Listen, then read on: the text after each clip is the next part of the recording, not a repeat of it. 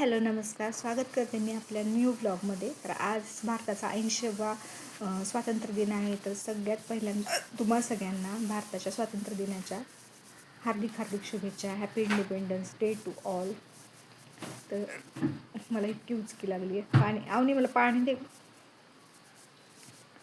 तर आजचा व्लॉग असणार आहे. मी आधी तुम्हाला सगळी माझी कामं दाखवते. मी आज काय काय केले तर ते दाखवते आणि त्याच्यानंतर आजचा सिंगिंग व्लॉग असणार आहे. त्याच्यानंतर मी आज गाणे स्वातंत्र्य दिनाच्या दिवशी च्या निमित्ताने मी काहीतरी माझ्या देशासाठी अर्पण करणार आहे. तर माझी आवड आहे, माझं पॅशन आहे गाणं आणि तेच मला जमतं. तर मी आज गाणी म्हणणार आहे. तर तुम्ही कसा सेलिब्रेट केला स्वातंत्र्य दिन ते मला कमेंटमध्ये सांगा. ज्यावेळेस आम्ही लहान होतो ना स्कूलमध्ये, तर आम्ही झेंडावंदन फ्लॅग होस्टिंगला जायचो सकाळी 7 वाजता. मी तर गव्हर्मेंट स्कूलमध्ये शिकलेली आहे 10th तर म्हणजे 1ली ते 7वी तर मी गव्हर्मेंट स्कूलमध्ये आणि त्याच्यानंतर 7th to 10th मी असं जी स्कूल होती म्हणजे ते ट्रस्ट होतं. तर ट्रस्टची स्कूल होती. तर तिथे पण झेंडावंदन फ्लॅग होस्टिंगला आम्ही जायचो 15 ऑगस्ट 26 जानेवारी 2 ऑक्टोबरला. त्याच्यानंतर म्हणजे जे इंडियाचे नॅशनल फेस्टिवल आहेत ते सगळे सेलिब्रेट व्हायचे. आता आजकाल काय होतं मेट्रो सिटीजमध्ये स्कूलमध्ये ना म्हणजे ज्यांना शक्य असेल ते या म्हणतात, कारण एक तर गर्दी पण असते खूप स्कूलमध्ये आणि सगळी मुलं नाही जात फ्लॅग होस्टिंगला. पण आम्ही ज्यावेळेस लहान होतो ना त्यावेळेस 15 ऑगस्टच्या आधी 14 ऑगस्टपासूनच तयारी असायची की म्हणजे आम्ही ड्रेस इस्त्री धुवून स्वच्छ वाळवून त्याला इस्त्री करून ठेवायचो. त्याच्यानंतर सकाळी सकाळी लवकर उठायचो. माझे आई बाबा दोघे गव्हर्मेंट सर्व्हिसला होते ना, तर त्यामुळे त्यांना पण जावं लागायचं, कंपल्सरी असायचं. गव्हर्मेंट सर्व्हिसवाल्यांना झेंडावंदन कंपल्सरी असतं, तर त्यांना जावं लागायचं ना. तर माझी आई पण पांढरी साडी, माझे बाबा पांढरा ड्रेस वगैरे सगळं म्हणजे आमच्या चौघांची, मी माझा भाऊ आणि माझ्या आईवडील आम्ही सगळे तयारी करायचो. सकाळी सकाळी म्हणजे एकदम पहाटे उठायचो आणि आदल्या दिवशीच माझे वडील ना सगळ्यांचे ड्रेस इस्त्री करून ठेवायचे म्हणजे ते हे होणार नाही. 1 मिनिट पाणी सांडले माझ्याकडे, मी बोलते तुमच्यासोबत. तर मी काय सांगत होते, आमच्या लहानपणी 15 ऑगस्ट किंवा 26 जानेवारी कशी असायची. तर आदल्या दिवशी सगळी तयारी करून ठेवायची माझे आईवडील. म्हणजे कसं आई ड्रेस वगैरे धुवून ठेवायची स्वच्छ.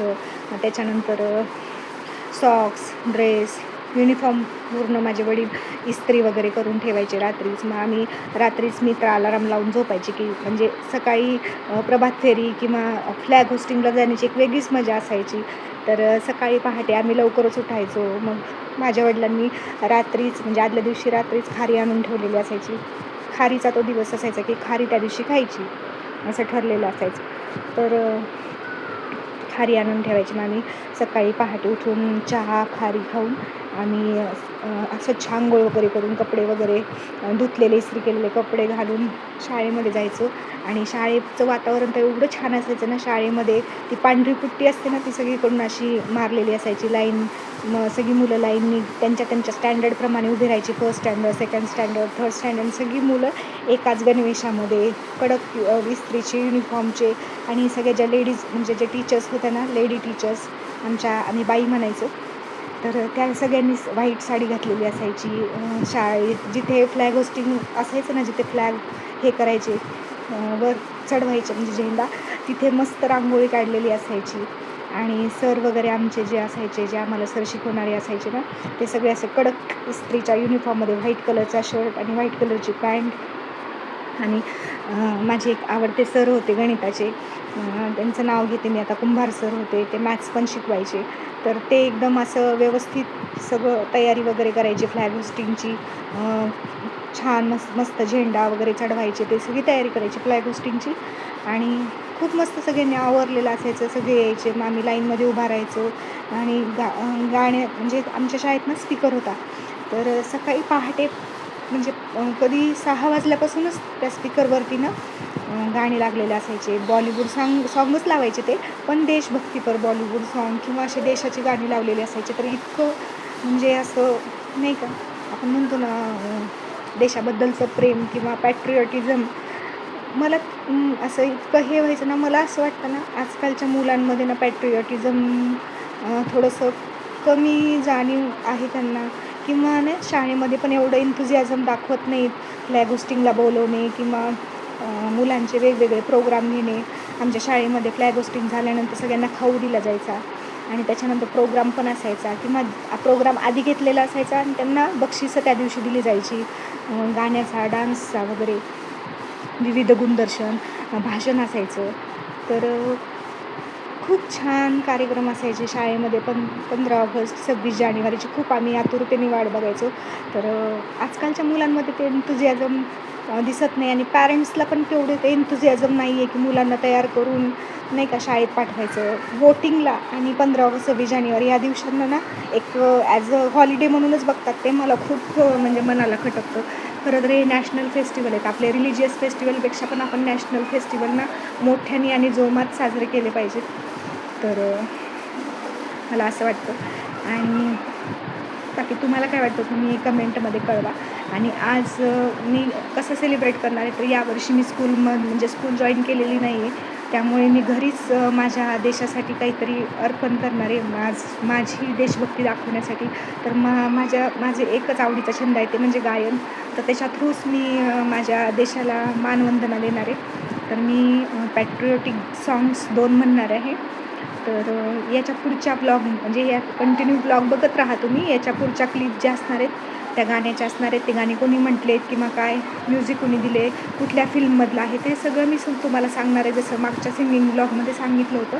तर आजचा ब्लॉग असणार आहे की 15 ऑगस्ट पॅट्रिऑटिक डे आहे. आपला स्वतंत्रता दिवस आहे. भारताला स्वातंत्र्य मिळून 80 वर्ष पूर्ण होतील आता. तर 80 वर्ष आपला देश स्वतंत्र आहे. त्याच्या आधी खूप जणांनी त्यांचं हुतात्म्यांनी आपलं बलिदान देऊन आपल्या देशाला स्वातंत्र्य मिळवून दिलेलं आहे. तर हे स्वातंत्र्य असंच अबाधित राखणं आणि आपल्या पुढच्या पिढीला सुपूर्त करणं आपला देश हे आपल्या हातात आहे. तर तुम्हाला तुमचे काय विचार असतील ते तुम्ही कमेंटमध्ये सांगू शकता आणि गाण्याचा आस्वाद घेऊ शकता. बाकी आजचा ब्लॉग कसा वाटला हे तुम्ही कमेंटमध्ये सांगा आणि सजेस्ट काय करायचं असेल तर करा. तर मी गाणी ऐकवते. भेटू. चलो. तर पहिलं गाणं जे मी म्हणणार आहे माझं आवडतीचं फेवरेट सॉन्ग आहे आणि आवडता हिरो पण आहे त्या पिक्चरमध्ये माझा. तर पहिलं गाणं आहे परदेस पिक्चरमधलं आय लव्ह माय इंडिया. तर परदेसमधलं हे सॉन्ग महिमा चौधरी हिच्यावरती चित्रित करण्यात आलेलं आहे. त्याच्यामध्ये मला वाटते आपले सगळ्यात डेंजरस विलन मोगॅम्बो म्हणजेच अमरीश पुरी हे पण आहे त्या सॉन्गमध्ये. त्याच्यानंतर महिमा चौधरी आणि छोटी छोटी मुलं आहेत. त्याच्यामध्ये आदित्य नारायण पण आहे. छोटा आदित्य नारायण आहे. उदित नारायण यांचा मुलगा, त्यांनी पण काम केलं होतं त्या पिक्चरमध्ये. तर ते गाणं म्हणलं आहे कविता कृष्णमूर्ती, हरिहरन, त्याच्यानंतर शंकर महादेवन ह्या सगळ्यांनी हे गाणं म्हणलेलं आहे आणि शंकर महादेवन यांचंच म्युझिक आहे. तर ते मी म्हणण्याचा प्रयत्न करते. तर मी मधूनच सुरुवात करणार आहे, सुरुवातीपासून म्हणणार नाही आहे. तर चला स्टार्ट करते. ये दुनिया एक दुल्हन, ये दुनिया एक दुल्हन, दुल्हन के माथे की बिंदिया, ये मेरा India, I love my India, ये मेरा India, I love my India. ये दुनिया एक दुल्हन, ये दुनिया एक दुल्हन, दुल्हन के माथे की बिंदिया, ये मेरा India, I love my India, ये मेरा India, I love my India. जब छेड़ा मल्हार के सीने, झूम के सावन आया, आग लगा दे पानी में जब दीपक राग सुनाया, सात सुरों का संगम है जीवन गीतों की माला, हम अपने भगवान को भी कहते हैं बांसुरी वाला, बांसुरी वाला, बांसुरी वाला.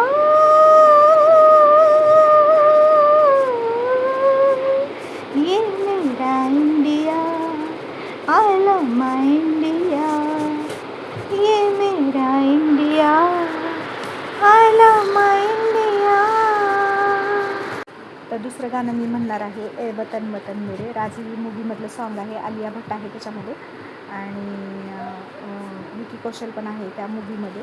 तर त्यांचे सिंगर आहेत अरिजित सिंग आणि सुनिधी चौहान. मी सुनिधी चौहान जे म्हटले ते म्हणणार आहे आणि लिरिक्स हे गुलजार साहेबांनी लिहिलेले आहेत आणि म्युझिक परत शंकर एहसान लॉयचंच आहे. तर मी ट्राय करते, मला नक्की सांगा कसं म्हटलं आहे. ओके, चलो स्टार्ट. ए वतन वतन मेरे आबाद रहे तू, ए वतन वतन मेरे आबाद रहे तू, मैं जहाँ रहूँ जहाँ में याद रहे तू, ए वतन मेरे वतन, ए वतन मेरे वतन, ए वतन वतन मेरे आबाद रहे तू, मैं जहाँ रहूँ जहाँ में याद रहे तू, ए वतन मेरे वतन, ए वतन मेरे वतन, तुझ पे कोई गम की आँच आने नहीं दूँ, तुझ पे कोई गम की आँच आने नहीं दूँ, कुर्बान मेरी जान तुझ पे शाद रहे तू, कुर्बान मेरी जान तुझ पे शाद रहे तू,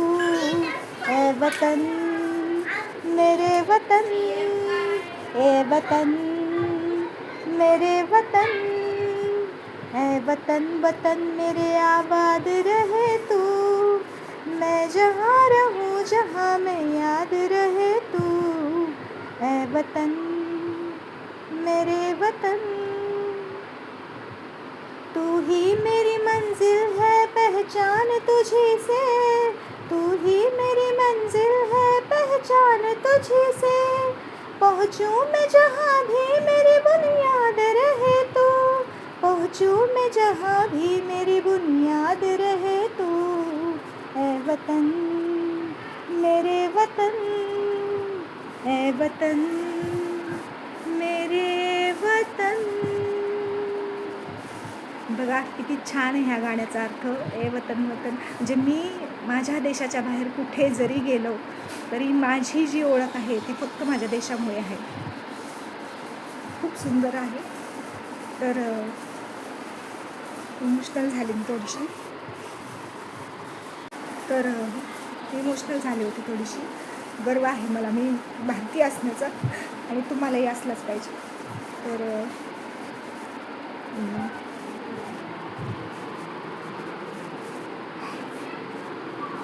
परत एकदा भारताच्या 80व्या इंडिपेंडन्स डेच्या निमित्ताने तुम्हाला हार्दिक शुभेच्छा. आजचा ब्लॉग कसा वाटला, गाणे कसे वाटले ते मला नक्की कळवा, कमेंट करा, लाईक शेअर सबस्क्राईब करा. नेहमी सांगते तर त्याचप्रमाणे मला तुमची मदत हवी आहे. तर stay tune for new blog. Okay, तर enjoy your day and happy independence day once again. Thanks for watching.